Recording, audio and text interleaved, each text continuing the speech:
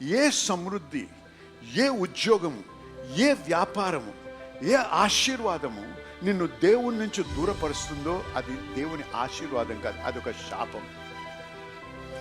ఏది కూడా మనల్ని దేవుని నుంచి దూరపరచకూడదు. మన జీవితంలో ఏది జరిగినా అది ఇంకా దేవునికి సమీపస్తులుగా రావడానికి మార్గముగా ఉండాలి, ఆస్కారముగా ఉండాలి. దేవుని నుంచి దేవుని కొరకు చేయాల్సిన దాని గురించి, దేవునికి సమయం ఇవ్వడం గురించి ఏమాత్రము అది ఆటంకపరిచినా అది దీవెన కాదు, అదొక శాపం.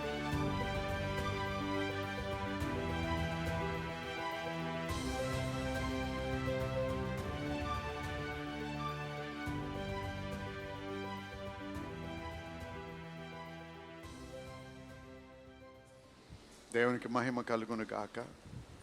జాగ్రత్తగా వినాలి వాక్యాన్ని.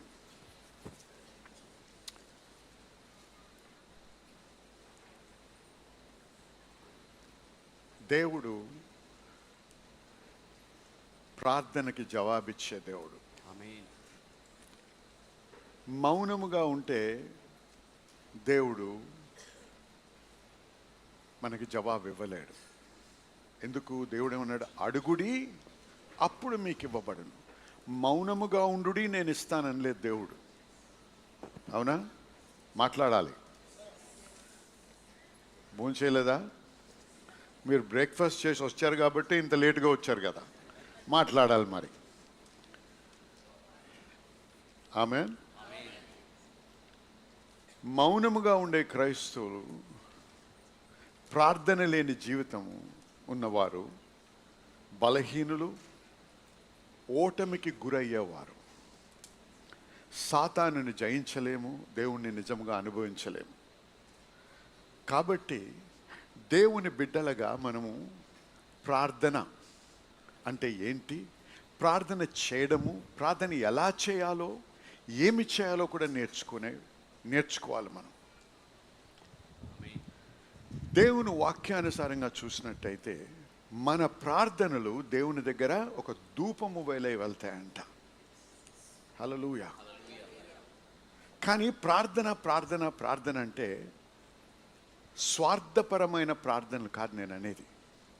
మన అక్కరలు, మన సవాళ్ళు, అనారోగ్య పరిస్థితి, దేవుని ఆశీర్వాదము, దేవుని దీవెన, దేవుని యొక్క కృప, వీటి గురించే ప్రార్థించడం కాదు. కానీ దేవుని హృదయానికి ఏది సన్నిహితమో, దేవుని హృదయంలో ఏది ప్రాముఖ్యమో దానిని గురించి మనం ప్రార్థన చేయాలి. దేవుని చిత్తము, దేవుని క్రియలు ఈ లోకములో జరిగించబడాలంటే మానవుడు ప్రార్థన చేయాలి. మనిషిగా దేవుని చిత్తము, అందుకే ఏమన్నాడు దేవుడు, who will stand in the gap అన్నాడు. ఎవరు ఎడములో నిలబడగలిగిన వారు, ఎడములో నిలబడేవారు ఎవరు అన్నాడు. ఎందుకు? దేవుని చిత్తము జరిగించడానికి మనిషి ప్రార్థన చేస్తేనే దేవుని తన క్రియను ఈ లోకంలో జరిగించగలడు. ఎందుకు? సాతాను ఈ లోకానికి దేవత అయ్యాడు కాబట్టి మనిషి ఎప్పుడైతే మొరపెడతాడో దేవుడు దానికి జవాబుగా తన క్రియను జరిగిస్తాడు. ఎందుకు? మనము మన ప్రార్థన ద్వారా దేవునికి పర్మిషన్ అంటే అనుమతిస్తున్నాం అన్నమాట. అందుకే మన ప్రార్థన చాలా ప్రాముఖ్యం. అయితే ఈరోజు నేను మీకు బోధించే ఒక మాట ఎంతమందికి ఇంగ్లీష్ అర్థమవుతుందో ఒకసారి చేయొద్దండి. నిజంగా హల్లెలూయా. ఎందుకో తెలుసా? నేను పరీక్షలో పాస్ అవుతానో లేదో అని చెప్పి వచ్చారు మీరు. నన్ను శ్రమ పెట్టడానికి వచ్చారు మీరు. సరే, ప్రయత్నం చేద్దాం. కానీ ఎందుకు అడిగానంటే, ఫస్ట్ సర్వీస్లో ఇంగ్లీష్లో బోధించిన మాట మీరు ఖచ్చితంగా వినాలి. తెలుగులో చెప్తున్నాను కానీ సంపూర్ణంగా నేను I don't think I can do justice. అంత న్యాయం దానికి చేయగలను అనిపించట్లేదు. So I want you to listen to the English message. కాబట్టి ఇంగ్లీష్ వర్తమానం వినండి. The title of my message నా వర్తమానానికి అంశం పేరు is this: ఏమిటంటే, when comfort becomes a curse. ఎప్పుడైతే సుఖము అనేది శాపముగా మారుతుందో. We all long for comfort. మనకందరికీ సౌఖ్యం అంటే ఇష్టము. మనకి సుఖము కావాలి, సౌఖ్యము కావాలి. దీని నిమిత్తమే మనం ప్రార్థన చేస్తాం. మంచి ఉద్యోగము, మంచి ఆదాయము, మంచి ఉత్తీర్ణత, మంచి వ్యాపారము, ఎదుగుదల, సమృద్ధి, అభివృద్ధి గురించి ప్రార్థన చేస్తాం. ఇవన్నీ వాగ్దానం ఇచ్చాడు దేవుడు. ఇవన్నీ దేవుడు ఇచ్చినప్పుడు దేవుని మర్చిపోతాం. అందుకే ద్వితీయోపదేశ కాండం 8వ అధ్యాయము 18వ వచనం ఆ ప్రాంతాల్లో చదువుదాం ఒకసారి. కాగా నీ దేవుడైన యెహోవాను జ్ఞాపకము చేసుకొనవలెను. ఏలయనగా తాను నీ పితరులతో ప్రమాణము చేసినట్లు తన నిబంధనను నేటి వలె స్థాపింపవలనని మీరు భాగ్యము సంపాదించుకున్నటకై మీకు సామర్థ్యము కలుగ చేయువాడు ఆయనే. ఇంకా నీవు ఏమాత్రమైనను నీ దేవుడైన యెహోవాను మరచి ఇతర దేవతలను అనుసరించి పూజించి నమస్కరించిన ఎడల మీరు నిశ్చయముగా నశించిపోదురని నేడు మిమ్మును గూర్చి సాక్ష్యం పలుకియున్నాను. సమృద్ధి, అభివృద్ధి ఇవన్నీ దేవుడిచ్చేవాడు. ఏమన్నాడు? It is God who giveth us the power to get wealth. భాగ్యం సంపాదించుకోవడానికి సామర్థ్యం దయచేవాడు. కానీ దీంట్లో ఒక డేంజర్ ఉంది, ప్రమాదం ఉంది. ఏంటి ఆ ప్రమాదం అంటే, అధిక సమృద్ధి, అధిక దీవెన, ఆశీర్వాదం మనం అనుభవించినప్పుడు దేవుని మర్చిపోయడానికి చాలా ఆస్కారం ఉంది. ఈ యొక్క ఉచ్చులో అనేక మంది దేవుని బిడ్డలు పడతా ఉన్నారు. ఎప్పుడైతే ఈ సమృద్ధి, ఈ సౌఖ్యము, ఈ సమాధానము, ఈ యొక్క అభివృద్ధి అనుభవిస్తారో అప్పుడు దేవునికి సమయం ఇవ్వడం మర్చిపోతారు. అప్పుడు ప్రార్థనకి సమయం ఉండదు, సంఘానికి రావడానికి సమయం ఉండదు, వస్తే ఆలస్యముగా వస్తారు. చూసారా? ఈ యొక్క ఆరాధన ఎప్పుడు మొదలైందండి? 11 గంటలకి.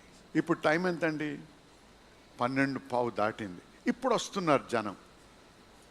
కానీ వారికి ఏం కావాలి? సమృద్ధి, అభివృద్ధి, ఆర్థిక విడుదల, అప్పులు తీరిపోవాలి, ఇవన్నీ జరగాలి.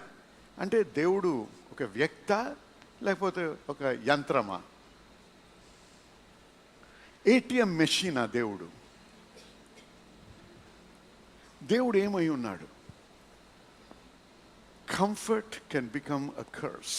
సుఖము శాపముగా మారగలదు. మనం జాగ్రత్త పడకపోతే దేవుడిచ్చే సమృద్ధే, దేవుడిచ్చే సమాధానమే, దేవుడిచ్చే అభివృద్ధే ఒక శాపముగా మారగలదు. విన్న ఒక మాట, ఏ సమృద్ధి, ఏ ఉద్యోగము, ఏ వ్యాపారము, ఏ ఆశీర్వాదము నిన్ను దేవుని నుంచి దూరపరుస్తుందో అది దేవుని ఆశీర్వాదం కాదు, అది ఒక శాపం. ఏది కూడా మనల్ని దేవుని నుంచి దూరపరచకూడదు. మన జీవితంలో ఏది జరిగినా అది ఇంకా దేవునికి సమీపస్తులుగా రావడానికి మార్గముగా ఉండాలి, ఆస్కారముగా ఉండాలి. దేవుని నుంచి, దేవుని కొరకు చేయాల్సిన దాని గురించి, దేవునికి సమయం ఇవ్వడం గురించి ఏమాత్రము అది ఆటంకపరిచినా అది దీవెన కాదు, అది ఒక శాపం. అర్థమైన వారు ఆమేన్ చెప్పండి. ఇప్పుడు ప్రార్థన చేయండి సమృద్ధి గురించి. ఈ యొక్క అర్థముతో, ఈ యొక్క అండర్స్టాండింగ్, అవగాహనతో ఇప్పుడు ప్రార్థన చేయాలి.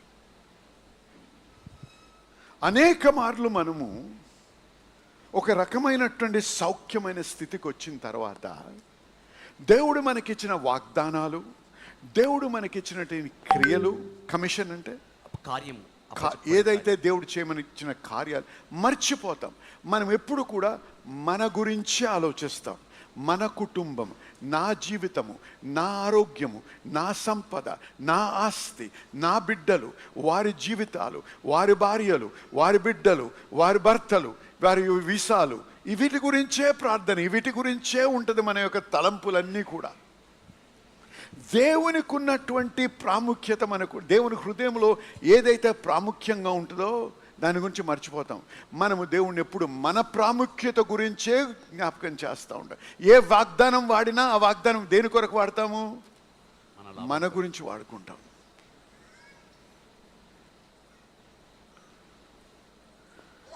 ఎన్నో వాగ్దానాలు ఉన్నాయి. విత్తనం దేనికి విత్తుతామండి? సమృద్ధికి విత్తుతాం, విడుదలకు విత్తుతాం, నూతన వ్యాపారం కొరకు విత్తుతాం, దేవుడు దీవించాలని విత్తాం. తప్పు లేదు. కానీ ఎంతమంది మనము సోల్స్ అంటే ఆత్మల రక్షణ గురించి విత్తుతున్నాం? దేవుడు యేసు ప్రభు మరణించింది నీ కొత్త కారు రావడానిక, నీకు ఒక పెద్ద భవనం కొరక మరణించింది ఆయన? నీ సుఖము కొరక, నీ సంతోషము కొరక ఆయన మరణించింది? మనం ఏదైతే అడుగుతున్నామో, ఏదైతే ప్రార్థిస్తాం రాకపోతే, మనం అనుకున్న సమయంలో అది మనం పొందకపోతే దేవుని మీద కోపము, దేవుని మీద ఉగ్రత, దేవుని మీద ఎంత కోపం అంటే సంఘానికి రావడం మానేస్తాం. దేవుడు ఉన్నాడా అని ప్రశ్నిస్తాం. నేను ఎంత ప్రార్థన చేసినా దేవుడు నా ప్రార్థన ఆలకిస్తా. నీ కొరకున్నాడా దేవుడు? నీ సర్వెంట్ ఆయన.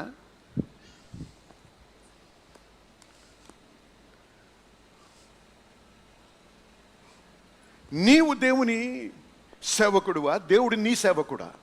ఒకసారి ప్రశ్నించుకో. అనేక సార్లు అనేక మందికి దేవుని మీద కోపం వస్తుంది. నా బిడ్డను ఎందుకు తీసుకున్నావు ప్రభువా? అజ్ఞానుడా, దేవుడు తీసుకోలేదు.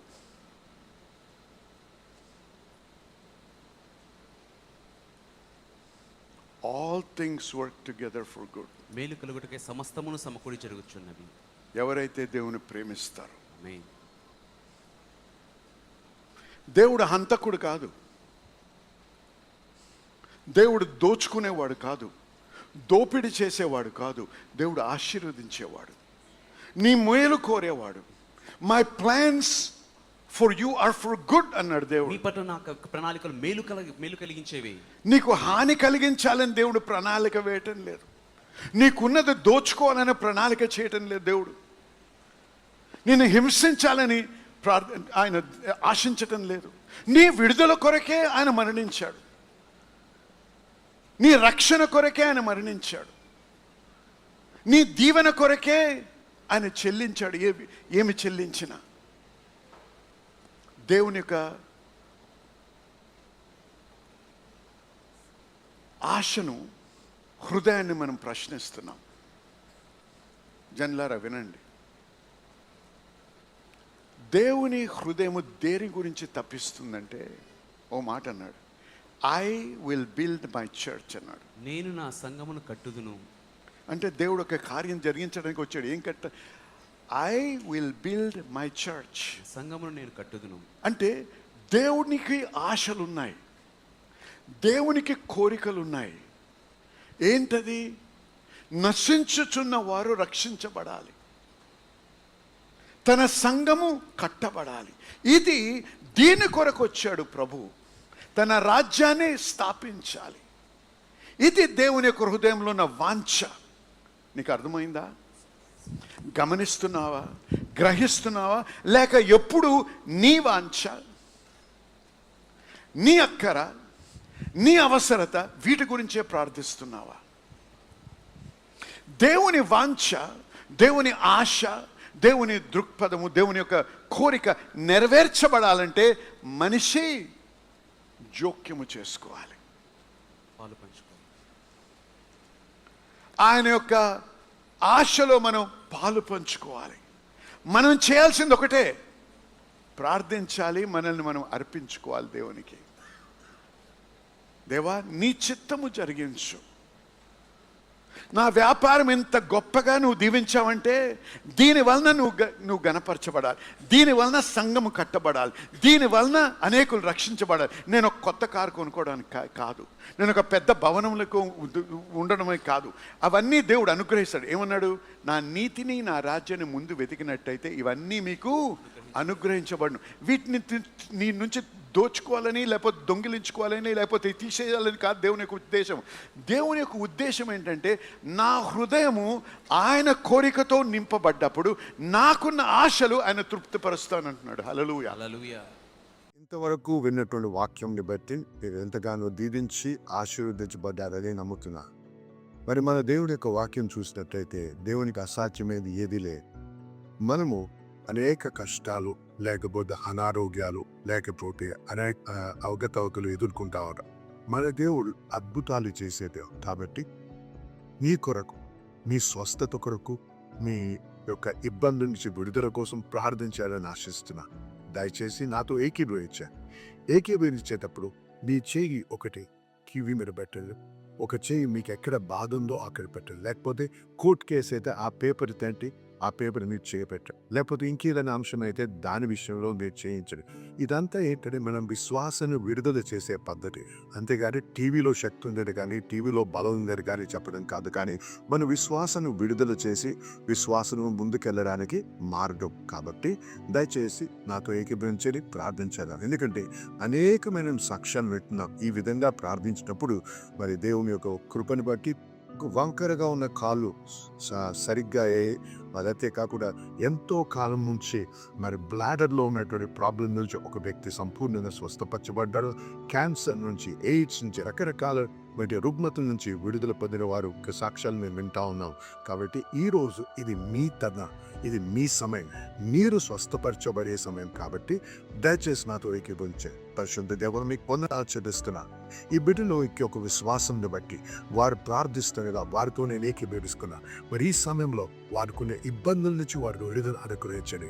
ప్రతి విధమైనటువంటి రుగ్మత నుంచి, ప్రతి విధమైన ఆరోగ్యం నుంచి, ప్రతి విధమైనటువంటి సాతాను బంధకం నుంచి వారికి విడుదల కలుగును గాక యేసు నామములో. ప్రభువా, చర్మ వ్యాధి, కిడ్నీ ప్రాబ్లం అవ్వచ్చు, లేకపోతే హార్ట్ ప్రాబ్లం అవ్వచ్చు, లేకపోతే ఏదైనా సరే యేసు నామములో దాన్ని గద్దిస్తున్నాం ప్రభా. నాయన అది వర్టిగో అవ్వచ్చు, లేకపోతే మరి కాన్స్టెంట్ తలనొప్పులు అవ్వచ్చు. ఏదైతే నేను ప్రభా మీరు స్వస్థపరిచే యెహోవా ప్రభా, మీరు మాకు స్వస్థత అనుగ్రహించే యెహోవా రాఫా నాయన. కాబట్టి మీ పేరుట, మీ నామంలో ప్రార్థిస్తున్నాను ఆయన. మీ నామంలో ఈ యొక్క పరిస్థితుల్ని, ఈ యొక్క అడ్డంకుల్ని, ఈ యొక్క అనారోగ్యాన్ని యేసు నామంలో గద్దిస్తున్నాం ప్రభా. మరి ప్రతి వారు ఎవరైతే నాతో ఏకీభవిస్తున్నారో వారందరికీ విడుదల పలుకుతున్నాను ప్రభా. వారందరికీ స్వస్థత కలుగుని గాకార పలుకుతున్నాను ప్రభా. నీ వాక్యానుసారంగా పలుకుతున్నాను. కాబట్టి వారి స్వస్థత నొందారని నమ్ముతున్నా ప్రభా. మీకు వందనాలు చెల్లిస్తున్నాం. మీకే మహిమ కలుగుని కాక. మరి ప్రభా, వీరు సాక్ష్యాలతో రావడానికి, మిమ్మల్ని గణపరచడానికి సహాయం చేయమని యేసు నామములో ప్రార్థించి వేడుకుంటున్నాము తండ్రి. ఆమేన్. దయచేసి వినండి. ప్రార్థించాం, నమ్మండి. ప్రార్థించినప్పుడు మీరు పొంది ఉన్నారని నమ్ముడి అన్నారు ప్రభు. నమ్మండి, దేవుని స్తుతించండి. ఆ నొప్పులు ఇంకా ఉండొచ్చు, కానీ అవి ఖచ్చితంగా మీరు మార్పు చూస్తారు. ఖచ్చితంగా స్వస్థతను అనుభవిస్తారు. కాబట్టి దయచేసి ఏకీభవించి మరి దేవుని స్తుతిస్తూ ముందు కొనసాగుదాం. మీరు స్వస్థపరిచి ఆ స్వస్థత పొందిన తర్వాత, ఆ విడుదల పొందిన తర్వాత, ఆ యొక్క ఉద్యోగం పొందిన తర్వాత, ఆ యొక్క సమస్యకు పరిష్కారం పొందిన తర్వాత దయచేసి మాతో మీ యొక్క సాక్ష్యం పంచుకోండి. మీతో కలిసి మేము సంతోషించాలని, దేవుని కనపరచాలని ఆశిస్తున్నాం. దేవుని మేము బహుగా దీవించుగాక. ఆమేన్.